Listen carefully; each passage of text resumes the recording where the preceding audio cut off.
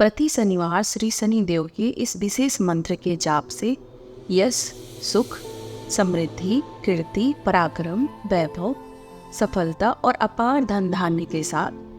प्रगति के द्वार भी खुलते हैं। तो चलिए कम से कम एक माला यानी 108 बार इसका जाप करते हैं। ओम नीलांजन समाभासं रविपुत्रं यमाग्रजं छायामार्तण्ड संभूतं तं नमामि शनैश्चरम्। ओम नीलांजन समाभासं रविपुत्रं यमाग्रजं छायामार्तण्ड संभूतं तं नमामि शनैश्चरम्। ओम नीलांजन समाभासं रविपुत्रं यमाग्रजं छायामार्तण्ड संभूतं तं नमामि शनैश्चरम्। ओम नीलांजन समाभासं रविपुत्रं यमाग्रजं छायामार्तण्ड संभूतं तं नमामि शनैश्चरम्। ओम नीलांजन समाभासं रविपुत्रं यमाग्रजं छायामार्तण्ड संभूतं तं नमामि शनैश्चरम्। ओम नीलांजन समाभासं रविपुत्रं यमाग्रजं छायामार्तण्ड संभूतं तं नमामि शनैश्चरम्। ओम नीलांजन समाभासं रविपुत्रं यमाग्रजं छायामार्तण्ड संभूतं तं नमामि शनैश्चरम्। ओम नीलांजन समाभासं रविपुत्रं यमाग्रजं छायामार्तण्ड संभूतं तं नमामि शनैश्चरम्। ओम नीलांजन समाभासं रविपुत्रं यमाग्रजं छायामार्तण्ड संभूतं तं नमामि शनैश्चरम्। ओम नीलांजन समाभासं रविपुत्रं यमाग्रजं छायामार्तण्ड संभूतं तं नमामि शनैश्चरम्। ओम नीलांजन समाभासं रविपुत्रं यमाग्रजं छायामार्तण्ड संभूतं तं नमामि शनैश्चरम्। ओम नीलांजन समाभासं रविपुत्रं यमाग्रजं छायामार्तण्ड संभूतं तं नमामि शनैश्चरम्। ओम नीलांजन समाभासं रविपुत्रं यमाग्रजं छायामार्तण्ड संभूतं तं नमामि शनैश्चरम्। ओम नीलांजन समाभासं रविपुत्रं यमाग्रजं छायामार्तण्ड संभूतं तं नमामि शनैश्चरम्। ओम नीलांजन समाभासं रविपुत्रं यमाग्रजं छायामार्तण्ड संभूतं तं नमामि शनैश्चरम्। ओम नीलांजन समाभासं रविपुत्रं यमाग्रजं छायामार्तण्ड संभूतं तं नमामि शनैश्चरम्। ओम नीलांजन समाभासं रविपुत्रं यमाग्रजं छायामार्तण्ड संभूतं तं नमामि शनैश्चरम्। ओम नीलांजन समाभासं रविपुत्रं यमाग्रजं छायामार्तण्ड संभूतं तं नमामि शनैश्चरम्। शनैश्चरम् ॐ नीलाञ्जन समाभासं रविपुत्रं यमाग्रजं छायामार्तण्डसम्भूतं तं नमामि शनैश्चरम् ॐ नीलाञ्जन समाभासं रविपुत्रं यमाग्रजं छायामार्तण्डसम्भूतं तं नमामि शनैश्चरम् ॐ नीलाञ्जन समाभासं रविपुत्रं यमाग्रजं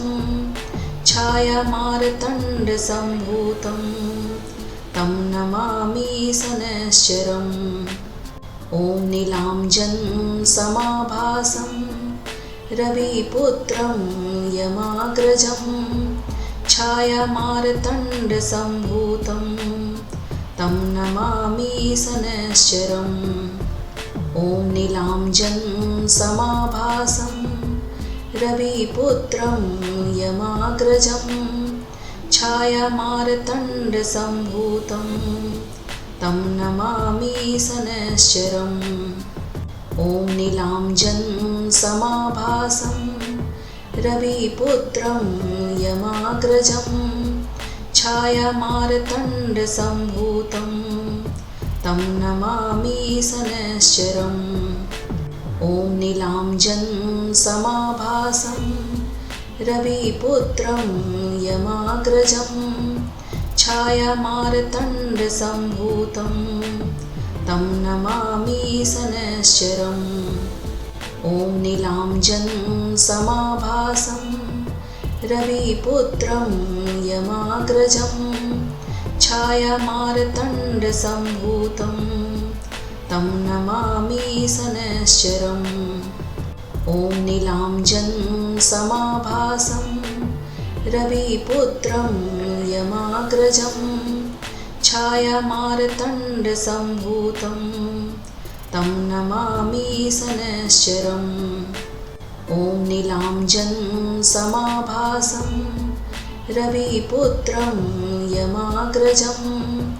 छायामार्तण्डसम्भूतं तं नमामि शनैश्चरम् ॐ नीलाञ्जन समाभासं रविपुत्रं यमाग्रजं छायामार्तण्डसम्भूतं तं नमामि शनैश्चरम् ॐ नीलाञ्जन समाभासं रविपुत्रं यमाग्रजं छायामार्तण्डसम्भूतं तं नमामि शनैश्चरम् ॐ नीलाञ्जन समाभासं रविपुत्रं यमाग्रजं छायामार्तण्डसम्भूतं तं नमामि शनैश्चरम् ॐ नीलाञ्जन समाभासं रविपुत्रं यमाग्रजं छायामार्तण्डसम्भूतं तं नमामि शनैश्चरम् ॐ नीलाञ्जन समाभासं रविपुत्रं यमाग्रजं छायामार्तण्डसम्भूतं तं नमामि शनैश्चरम् ॐ नीलाञ्जन समाभासं रविपुत्रं यमाग्रजं छायामार्तण्डसम्भूतं तं नमामि शनैश्चरम् ॐ नीलाञ्जन समाभासं रविपुत्रं यमाग्रजं छायामार्तण्डसम्भूतं तं नमामि शनैश्चरम् ॐ नीलाञ्जन समाभासं रविपुत्रं यमाग्रजं छायामार्तण्डसम्भूतं तं नमामि शनैश्चरम् ॐ नीलाञ्जन समाभासं रविपुत्रं यमाग्रजं छायामार्तण्डसम्भूतं तं नमामि शनैश्चरम् ॐ नीलाञ्जन् समाभासं रविपुत्रं यमाग्रजं छायामार्तण्डसम्भूतं तं नमामि शनैश्चरम् ॐ नीलाञ्जन् समाभासं रविपुत्रं यमाग्रजं छायामार्तण्डसम्भूतं तं नमामि शनैश्चरम् ॐ नीलाञ्जन् समाभासं रविपुत्रं यमाग्रजं छायामार्तण्डसम्भूतं तं नमामि शनैश्चरम्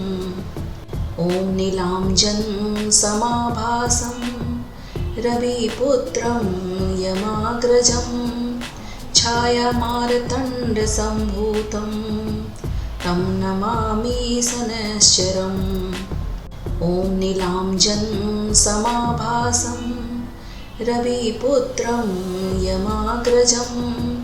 छायामार्तण्डसम्भूतं तं नमामि शनैश्चरम् ॐ नीलाञ्जन् समाभासं रविपुत्रं यमाग्रजं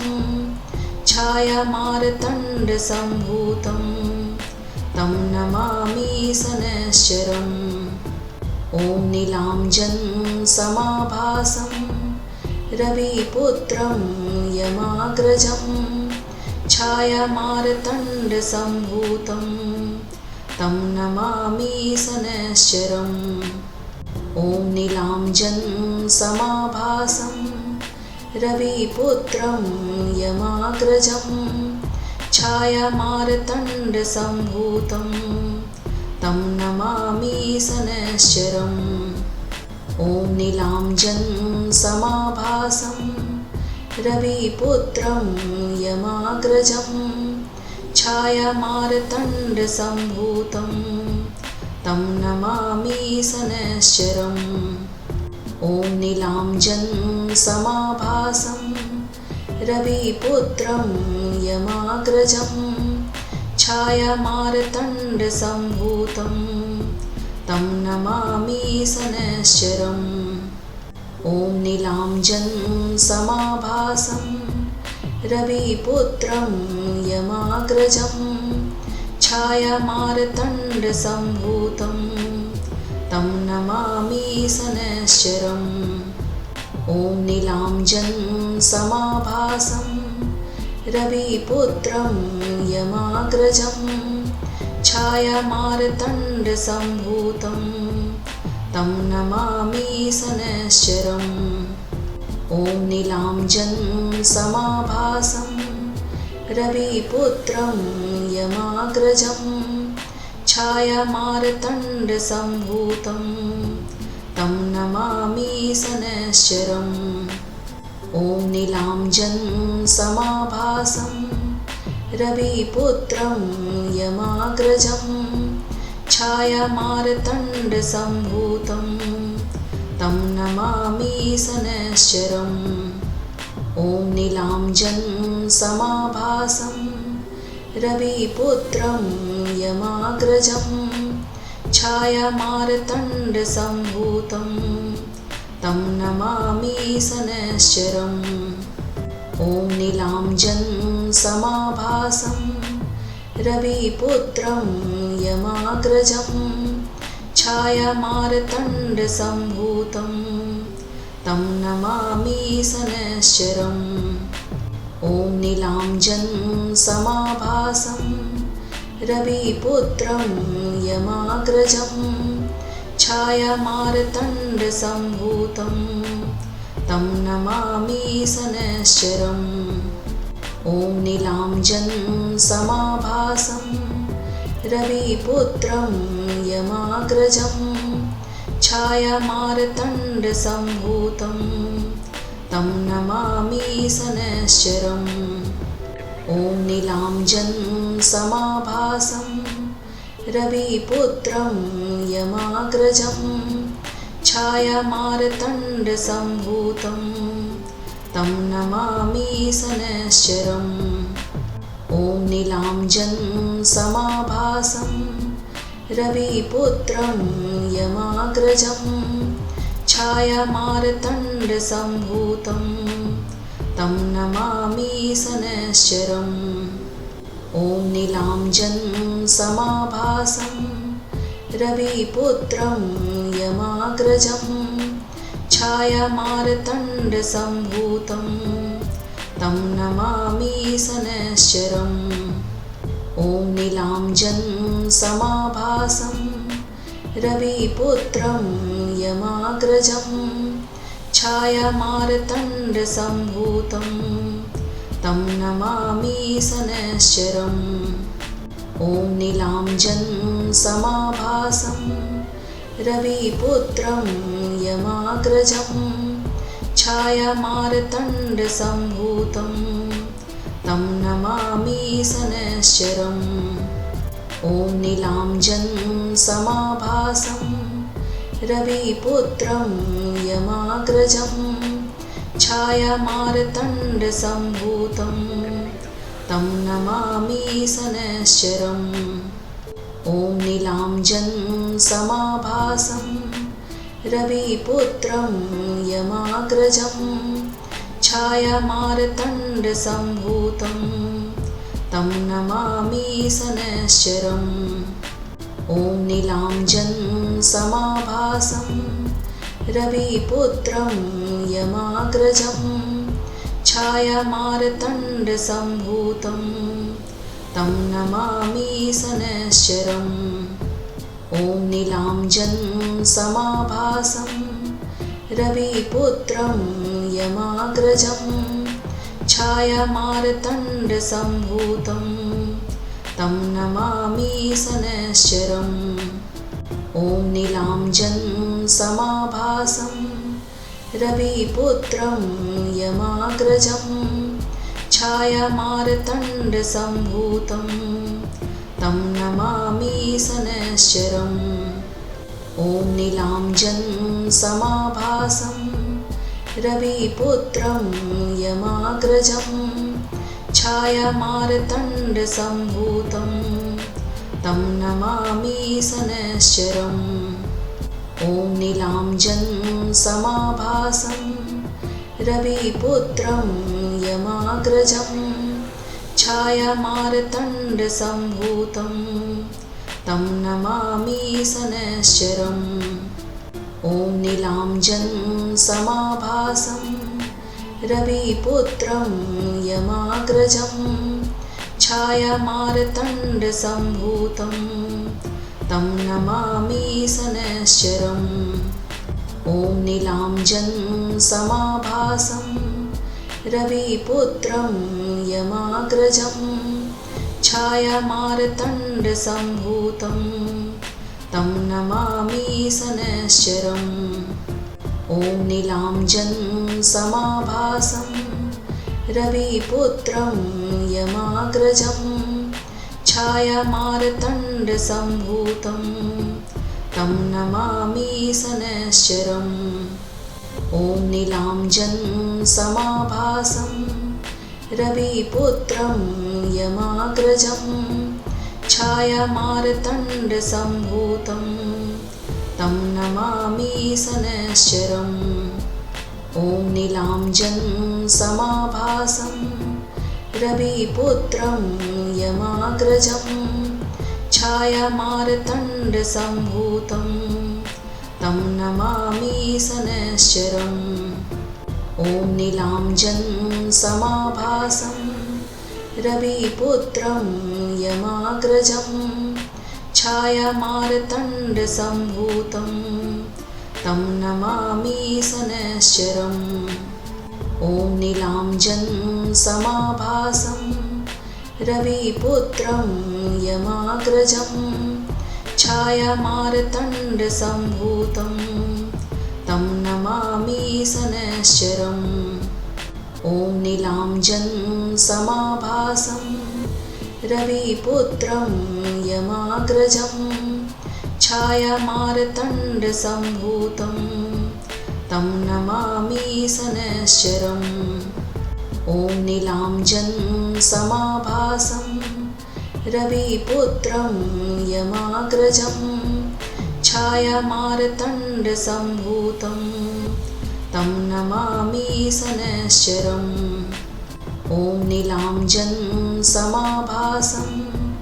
रविपुत्रं यमाग्रजं छायामार्तण्डसम्भूतं तं नमामि शनैश्चरम् ॐ नीलाञ्जन समाभासं रविपुत्रं यमाग्रजं छायामार्तण्डसम्भूतं तं नमामि शनैश्चरम् ॐ नीलाञ्जन समाभासं रविपुत्रं यमाग्रजं छायामार्तण्डसम्भूतं तं नमामि शनैश्चरम् ॐ नीलाञ्जन समाभासं रविपुत्रं यमाग्रजं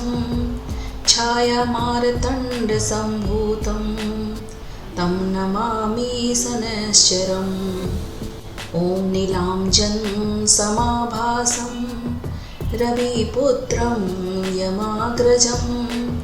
छायामार्तण्डसम्भूतं तं नमामि शनैश्चरम् ॐ नीलाञ्जन समाभासं रविपुत्रं यमाग्रजं छायामार्तण्डसम्भूतं तं नमामि शनैश्चरम् ॐ नीलाञ्जन समाभासं रविपुत्रं यमाग्रजं छायामार्तण्डसम्भूतं तं नमामि शनैश्चरम् ॐ नीलाञ्जन समाभासं रविपुत्रं यमाग्रजं छायामार्तण्डसम्भूतं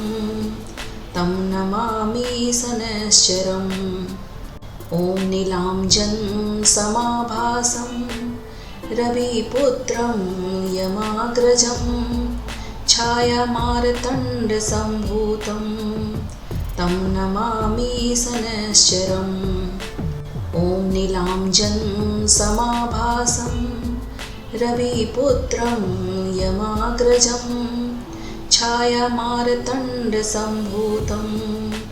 तं नमामि शनैश्चरम् ॐ नीलाञ्जन समाभासं रविपुत्रं यमाग्रजं छायामार्तण्डसम्भूतं तं नमामि शनैश्चरम् ॐ नीलाञ्जन समाभासं रविपुत्रं यमाग्रजं छायामार्तण्डसम्भूतं तं नमामि शनैश्चरम् ॐ नीलाञ्जन समाभासं रविपुत्रं यमाग्रजं छायामार्तण्डसम्भूतं तं नमामि शनैश्चरम् ॐ नीलाञ्जन समाभासं रविपुत्रं यमाग्रजं छायामार्तण्डसम्भूतं तं नमामि शनैश्चरम् ॐ नीलाञ्जन समाभासं रविपुत्रं यमाग्रजं छायामार्तण्डसम्भूतं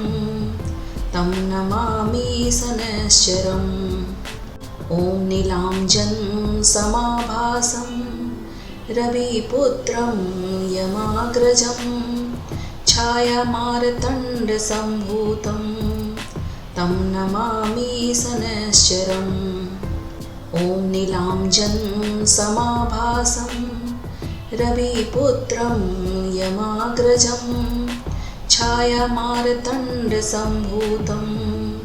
तं नमामि शनैश्चरम् ॐ नीलाञ्जन समाभासं रविपुत्रं यमाग्रजं छायामार्तण्डसम्भूतं तं नमामि शनैश्चरम्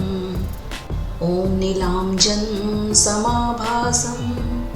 रविपुत्रं यमाग्रजं छायामार्तण्डसम्भूतं तं नमामि शनैश्चरम् ॐ नीलाञ्जनसमाभासं रविपुत्रं यमाग्रजं छायामार्तण्डसम्भूतं तं नमामि शनैश्चरम् ॐ नीलाञ्जनसमाभासं रविपुत्रं यमाग्रजं छायामार्तण्डसम्भूतं तं नमामि शनैश्चरम् ॐ नीलाञ्जनसमाभासं रविपुत्रं यमाग्रजं छायामार्तण्डसम्भूतं तं नमामि शनैश्चरम् ॐ नीलाञ्जनसमाभासं रविपुत्रं यमाग्रजं छायामार्तण्डसम्भूतं तं नमामि शनैश्चरम् ॐ नीलाञ्जनसमाभासं रविपुत्रं यमाग्रजं छायामार्तण्डसम्भूतं तं नमामि शनैश्चरम् ॐ नीलाञ्जनसमाभासं रविपुत्रं यमाग्रजं छायामार्तण्डसम्भूतं तं नमामि शनैश्चरम् ॐ नीलाञ्जनसमाभासं रविपुत्रं यमाग्रजं छायामार्तण्डसम्भूतं तं नमामि शनैश्चरम् ॐ नीलाञ्जनसमाभासं रविपुत्रं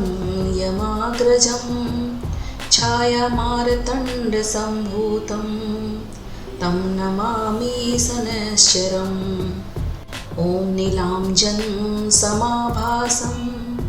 रविपुत्रं यमाग्रजं छायामार्तण्डसम्भूतं तं नमामि शनैश्चरम् ॐ नीलाञ्जनसमाभासं रविपुत्रं यमाग्रजं छायामार्तण्डसम्भूतं तं नमामि शनैश्चरम् ॐ नीलाञ्जनसमाभासं रविपुत्रं यमाग्रजं छायामार्तण्डसम्भूतं तं नमामि शनैश्चरम् ॐ नीलाञ्जनसमाभासं रविपुत्रं यमाग्रजं छायामार्तण्डसम्भूतं तं नमामि शनैश्चरम् ॐ नीलाञ्जनसमाभासं रविपुत्रं यमाग्रजं छायामार्तण्डसम्भूतं तं नमामि शनैश्चरम्